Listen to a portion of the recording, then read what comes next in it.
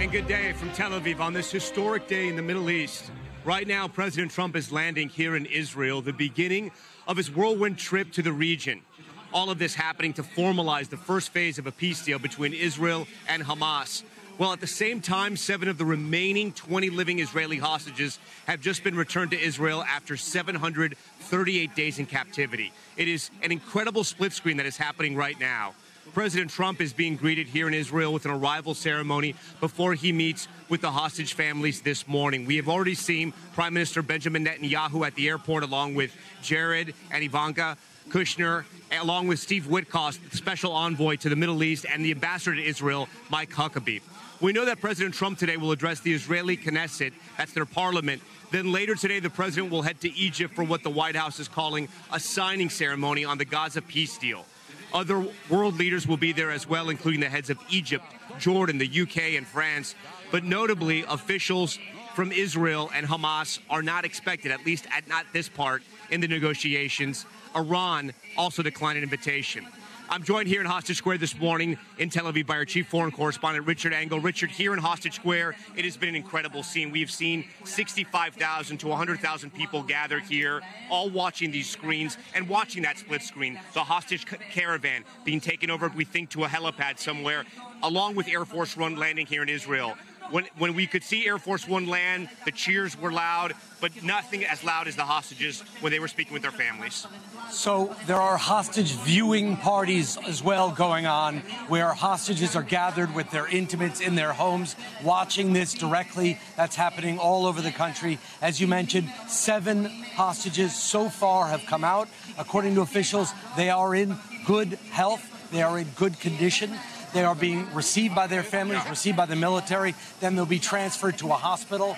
And people here, yes, are watching, because any moment now, President Trump is about to get off Air Force One. Walk us through what we know about the 7 hostages so far. They're inside of these ambulances. We know the Red Cross was sort of the governing body that took over the hostages. Hamas released the names. They knew the first 7 that were coming out. There are still 13 that we're waiting, hopefully will be released soon as well.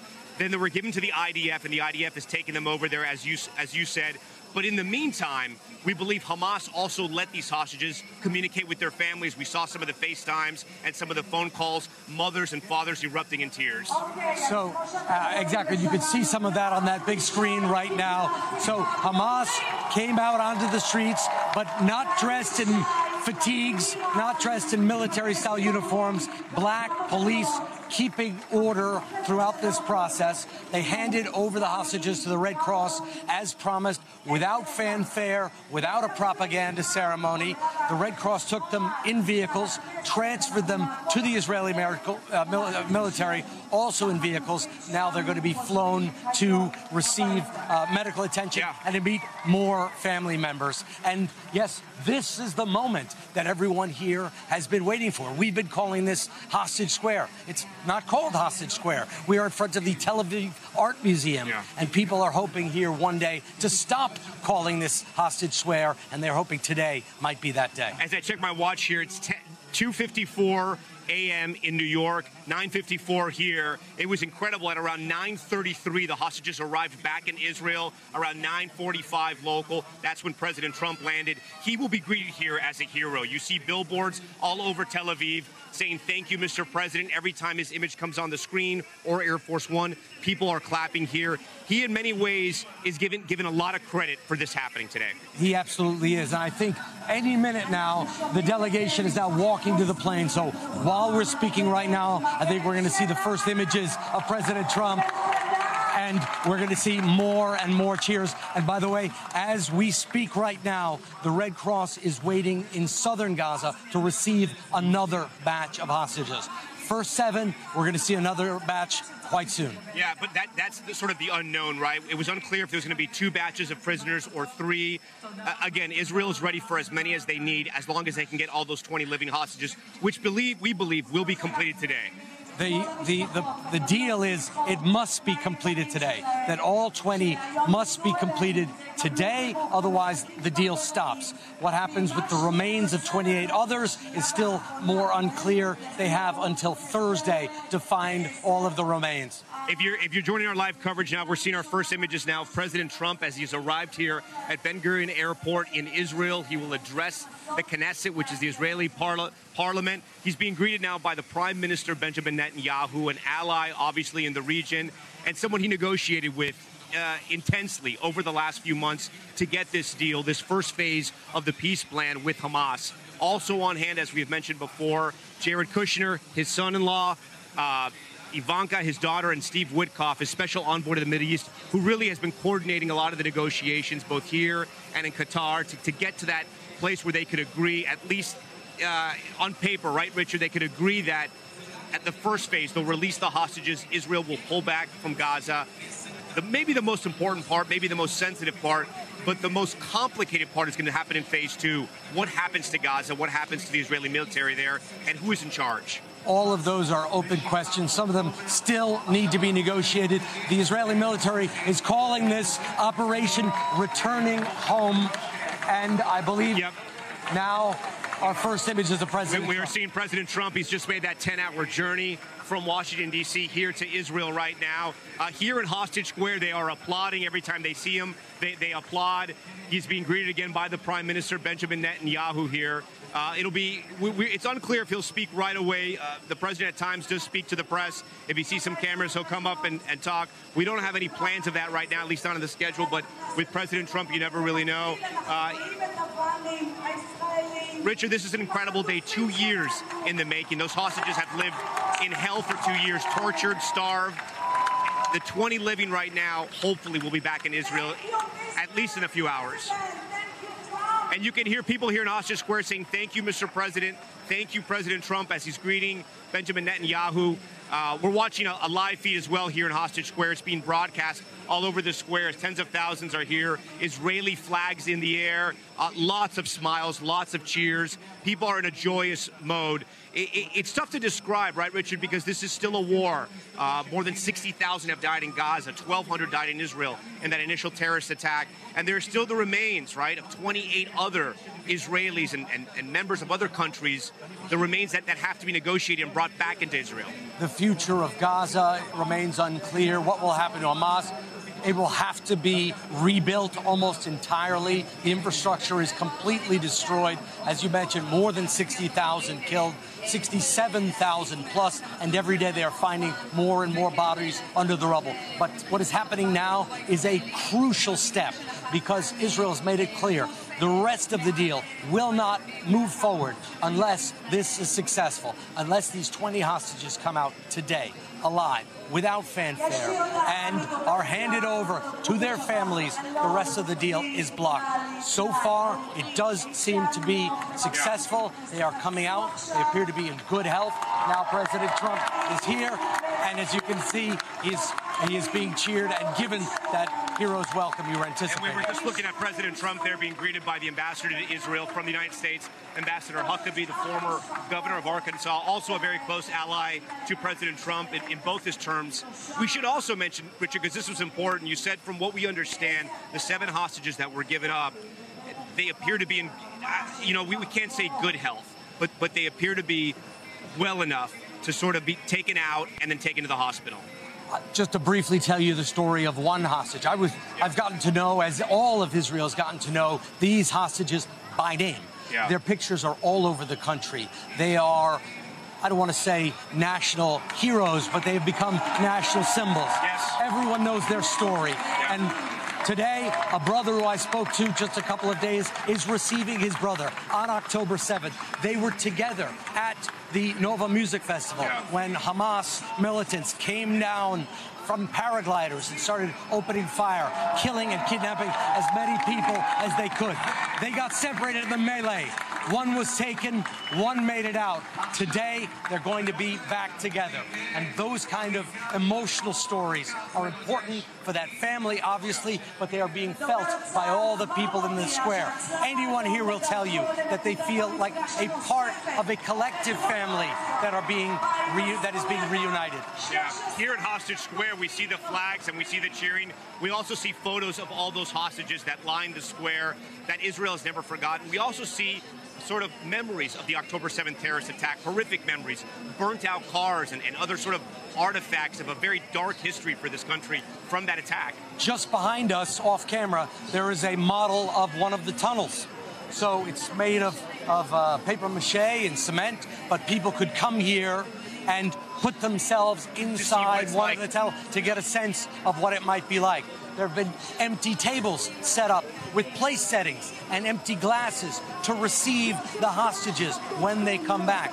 This has been a place to reflect the Israelis' emotions throughout this time with these rotating symbolic exhibits, and also a place for the families of hostages to gather, to express their opinions, for people to come in solidarity. There have been anti-government protests here, a lot of anger directed against Prime Minister Netanyahu for not getting this deal done sooner, but now also a lot of joy for President Trump. They credit him more than Netanyahu for getting this deal done. I do want to bring in our chief White House correspondent, Peter Alexander, who's reporting today from Jerusalem. Peter, some people are going to see Jared Kushner here, of course, his wife, Ivanka Trump.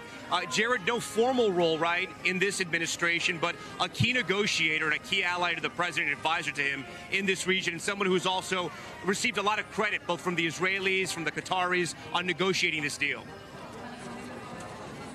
Yeah, Tom, that's exactly right. Jared Kushner working hand in hand with the special envoy, Steve Witkoff. We saw the president greeting his special envoy just moments ago. Now he's walking besides Benjamin Netanyahu and the president, which is a ceremonial position in this country, Isaac Herzog. We should note that President Trump will be told by Herzog, we have learned when he arrives here at the Knesset later, that he is going to be awarded with Israel's highest honor, the Presidential Medal of Honor, which will be delivered to President Trump at another date, but he will learn that today. Notably, we've also learned from the president of Egypt, President El-Sisi, that President Trump, upon his arrival there, will be receiving what is known as the Nile necklace, the highest state honor in that country. But back to the conversation you were having about Witkoff and Jared Kushner. I did speak to Steve Witkoff. We exchanged messages a short time ago. I asked him for his thoughts, and he gave his first comments to NBC News saying, "I wondered if I would ever see this day. It is deeply gratifying to know that so many families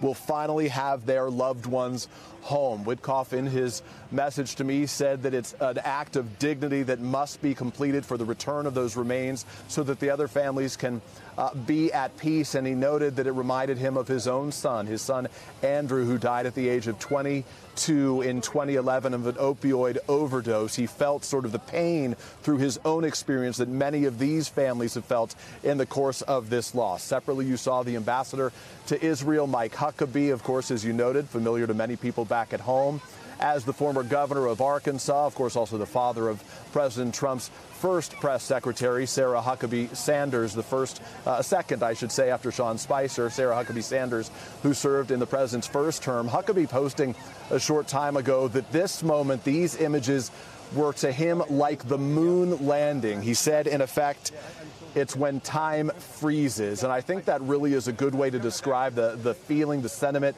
that we are hearing from people throughout this area. I woke up this morning, saw an Israeli American who was walking through the streets, and I asked her how she was feeling today. Her face was glowing. She says, "It is amazing. We never thought this day would come." This is a day that they have certainly dreamed of, a day the president has worked toward for a long time. President Biden certainly did, but couldn't get it over the finish line before his departure. 105 of those hostages were released during his term, but of course, the final hostages, the last 20, with 7 already in the hands of the Israelis and their families now, 13 more expected today, will make that final journey home. And even those who served in the previous administration acknowledge that President Trump deserves a ton of credit for the success he's had in that effort. All right, Peter, stand by for us. As Peter was reporting there, we had a bit of breaking news coming in. The Red Cross is back in Gaza to receive another batch of those hostages. We just saw a video just behind us of a FaceTime between one of the hostages still in Gaza being held by a Hamas militant who was dressed all in black. All you could see were their eyes, handing a phone essentially to that hostage so they could call their families. The temperature, the atmosphere, everything about this hostage release is very different than what we saw in months past. Richard joins me again here live. Richard, we covered those first initial hostage releases. At times, they were sort of propaganda adventures for Hamas, right? An exercise in propaganda for Hamas, giving them to-go bags and things like that. This time, it seems like the hostages are being a bit more respected. Much more respected. In the earlier days, Hamas effectively put on shows of strength, military parades. They would line up holding weapons, handing over the hostages in ceremonies designed to make them look powerful. There were many complaints that the hostages were being dehumanized until the last minute, that they were being exploited for propaganda reasons. This time, the Hamas militants, even in the vehicles, are handing them phones, say, here, talk to your families. And we've been seeing some of those phone calls when the families are receiving live video calls with their families while they're being handed over from Hamas. Yeah. So a different approach. As we see pictures of President Trump and Prime Minister Benjamin Netanyahu get into the same vehicle and leave, we believe, for the Knesset later today and to meet with those hostage families, I want to bring our chief international correspondent, Keir Simmons, who's reporting from Egypt for us this morning. And Keir, it's important to talk about Qatar and what Benjamin Netanyahu did in Qatar, that bombing that sort of laid the groundwork in a very strange way to where we are today. Essentially, it was that strategic, what some have described, a strategic mistake by Israel in bombing Qatar, not exactly getting the target at all that they were aiming for, crossing boundaries, having this war cross yet more borders. But because of that, President Trump was then able to start putting pressure on the Israelis, and then the Arab leaders putting pressure on Hamas at the same time, Keir. That's right, Tom. I mean, that was a tipping point, no question. It left the Arab world, Gulf leaders, furious and demanding that there be a shift. And the shift there was. And mostly, almost entirely down to the pressure, the personal pressure, the presidential pressure that President Trump was able to place on Hamas and on Israel. As you see him there climbing into the beast to head to the Knesset, we are expecting him here in this aging conference center here in Sharm el-Sheikh in Egypt in just a few hours' time, to celebrate really with Arab leaders and with European leaders this incredible moment. You know, Tom, we're underneath the flight path here. We might well see Air Force One fly over us before President Trump arrives here, but it is hastily thrown together. We've been watching security running around, trying to make this place safe. In a corner just outside of the view of the camera across here, there are international flags waiting to be put in place. I've been talking to European governments who say that their expectation is that there will be this signing ceremony that will involve President Trump as well as the leaders of Qatar and Egypt and President Erdogan of Turkey, but that they haven't been told whether their leaders will have an opportunity to speak during the ceremony here. They don't know whether or not they are going to be asked to make pledges for Gaza while they are here. This is a work in progress, very much President Trump's style, but it also, Tom, underscores the huge challenges that now face the region once this first phase is finished, if you like, once the living hostages, we hope, are released, once the Palestinian prisoners are released. There are all kinds of questions, and they are laid out in the 20-point plan that President Trump published that got this diplomatic process really moving, because that plan talks, for example, about a temporary transitional administration for Gaza. Who is going to run that administration? Is it going to be the former Prime Minister, Tony Blair? Now President Trump seems to be suggesting he's not certain. What countries here in this region will be involved in that kind of governance for Gaza? How difficult is it going to be to govern Gaza with everything that has happened? And then that's, of course, not even talking about the other issues. For example, will Hamas walk away from the political process? Will it disarm? How on earth to reconstruct Gaza, and what to do with the Palestinians living there while that is underway? All of those issues are yet to be figured out. And I don't think, honestly, Tom, in the few hours that President Trump will spend here with Arab leaders, European leaders, leaders from around the world, that they'll be able to figure all of that out. But certainly this will be part of that next move, that next step, that next crucial step, if, as President Trump says, that this is to be a moment for peace, for the future, for Gaza.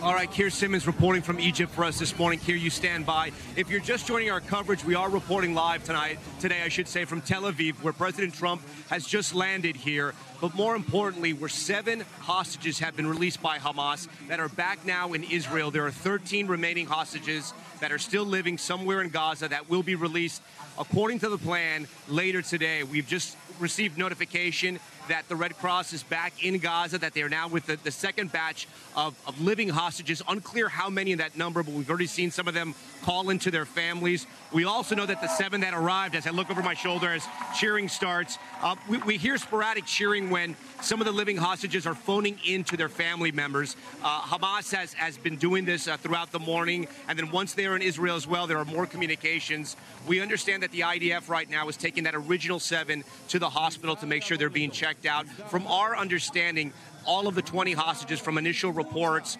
are in a condition that they're being able to be taken to the hospital. We don't want to say they're in good condition because they've been tortured, living in tunnels underneath Gaza for more than 2 years now. But from what we understand right now, they're at least in a condition where they can get themselves into these ambulances, taken to the hospital, and in some cases maybe even flown by helicopter to different locations.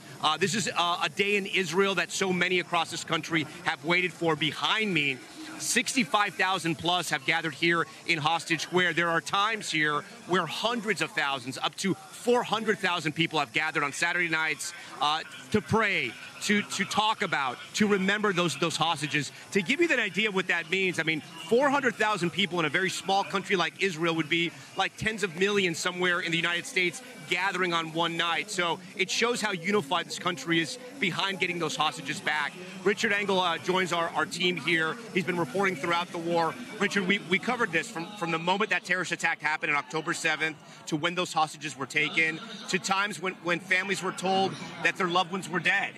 And for 28 other families, I should say, they're going to be waiting for those remains. And that's going to be a tricky part because already Hamas has let Israel know through mediators that they don't have everyone, correct? They don't have the remains of everyone. And that's because Gaza in many ways has been decimated. So right now we are seeing the first stage of this process. The first 7 have come out. Yes, as you mentioned, taken out by vehicles, taken to waiting helicopters. We've just seen an image of those helicopters waiting on a base. At that base, they'll be greeted with some family members to try and alleviate the shock, flown to a hospital where more family members are waiting. I've spoken with the medical staff at the main hospital receiving the hostages, and they say treating the mind is just as important as treating the body, that they would be treated for malnutrition. Yes, it does appear that at this stage, the ones we know about are in good health. Good health that they're not on the verge of life and death. Yeah. Good health after 700 days in captivity of the stress of living underground. Absolutely, they're going to need medical. A single piece of bread, right, Richard? That's all they were given a day. So one of these hostages, Evatiar Ben David, I've spoken to his family many times over the course of this process, over the course of this national trauma. He was shown in a video at the brink of starvation, barely alive. So yes, in some cases they were given a piece of bread. Many times the hostages were kept in small groups, and they would have to share the bread among themselves. They would also have to prevent themselves from turning on each other. I spoke to a hostage who was held in a group, and he said the stress, the claustrophobia, the temperature, the small confined space was overwhelming, and that the hostages would give them disinformation. They would tell them that their government had abandoned them, that their relatives were dead, to try and break them psychologically and physically. Yeah, so they will absolutely need medical condition, but relatively speaking, so far it appears that they are going to survive this ordeal, according to medical officials who we've been speaking to who are prepared to receive it. We have seen the vans now arrive to those helicopters we've been talking about, where they will then be airlifted to the hospitals where they will be cared for. We've also saw some video yesterday that Israel put out, the IDF put out, of the rooms these people are going to stay in, the hostages, before they go home to their families. And it was strange to see this, Richard, because they were private rooms, they were beds, they were showering supplies, things these 20 hostages have not seen in 2 years, I should say. The director of the hospital that is going to receive them told me that one of the most important things is to allow the hostages to feel human again. Yeah. That they're not going to be ordered around. They're not going to be told, like we often find ourselves when we go to the hospital, sit down, we need your blood, we need a sample. They're going to greet their families.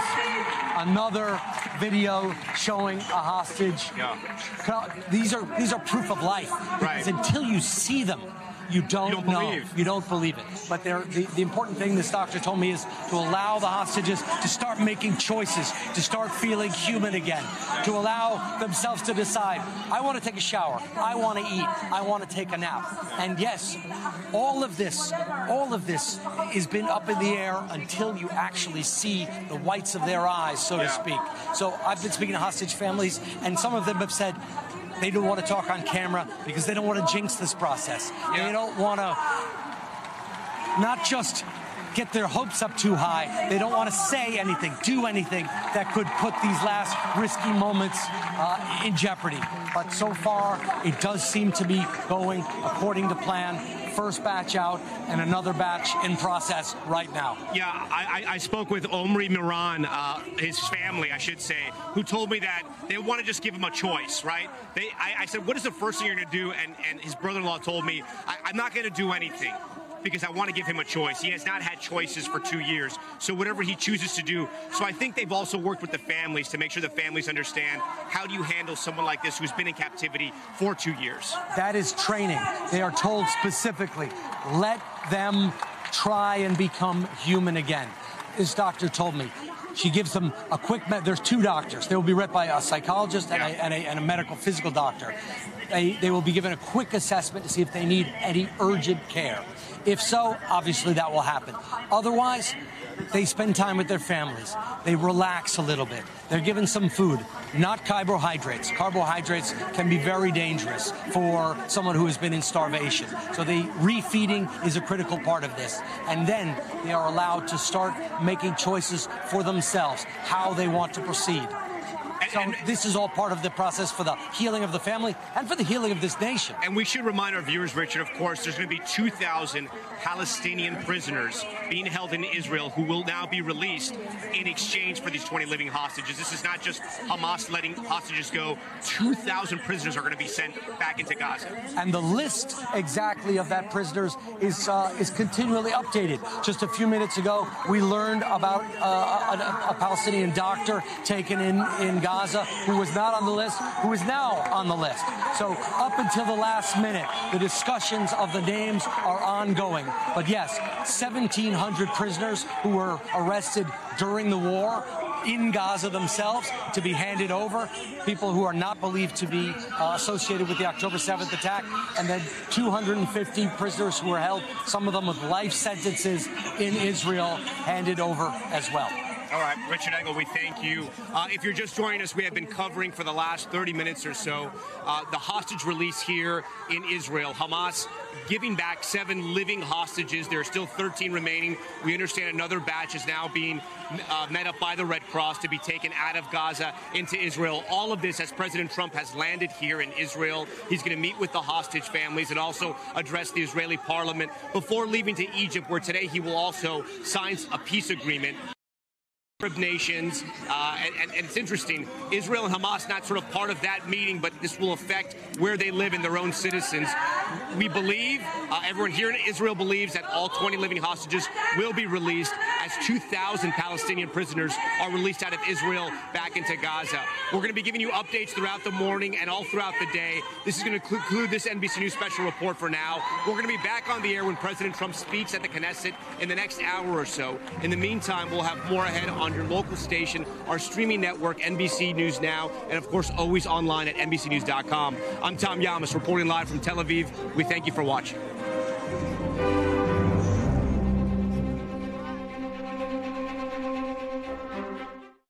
We thank you for watching, and remember, stay updated on breaking news and top stories on the NBC News app or watch live on our YouTube channel.